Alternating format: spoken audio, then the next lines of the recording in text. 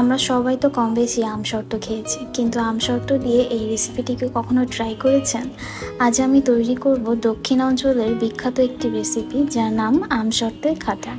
আর এই রেসিপিটি তৈরি করার জন্য আমি সর্বপ্রথম ফ্রাই প্যানে পরিমাণ মতো তেল দিয়ে দিচ্ছি। এবারে আমি এর মধ্যে দিয়ে দিচ্ছি আধা কাপ পরিমাণের পেঁয়াজ কুচি। এবার এটাকে আমি ভালোভাবে নেড়ে দিব। হালকা একটু বাদামি রং আসা পর্যন্ত আমি এটাকে অনবরত নাড়তে থাকবো, যেন কোনোভাবে এটা পুড়ে না যায়। এটা হালকা বাদামি হয়ে আসলে এখন আমি এর মধ্যে দিয়ে দেব 750 গ্রাম নারকেলের দুধ। আপনারা আপনাদের পরিমাণ মতো নারকেলের দুধ অ্যাড করতে পারেন।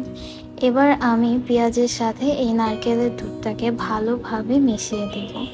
এটা আমি বেশ ভালো করেই নেড়ে দেব, যেন কোথাও লেগে না যায়।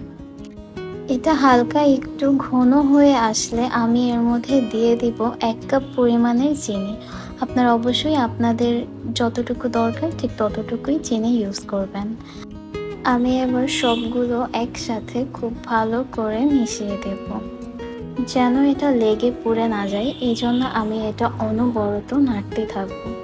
আর এটা একটু ঘন হয়ে আসলে আমি এর মধ্যে দিয়ে দেব আমশর্ত।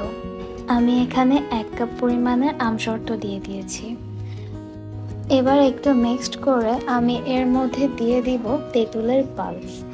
আপনারা ঠিক প্রয়োজন অনুযায়ী তেঁতুলের পাল্প দেবেন, এটা যেন কমও না হয় বেশিও না হয়। আমি এখানে 750 গ্রাম দুধের জন্য 150 গ্রাম তেঁতুলের পাল্প দিয়েছি। এবার আমি সবগুলো উপকরণ একসাথে মিক্সড করতে থাকবো। আর মিক্সড করতে করতে আস্তে আস্তে এটার কালার চলে আসবে। আমি ঠিক এই অবস্থাতেই নামিয়ে নিব। আমি থিকনেসটা ভালো করে দেখিয়ে দিচ্ছি।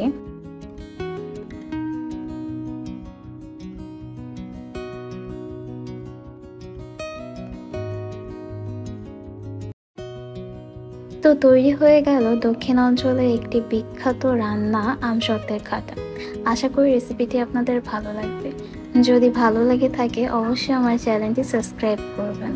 সকলে ভালো থাকবেন। আল্লাহ হাফেজ।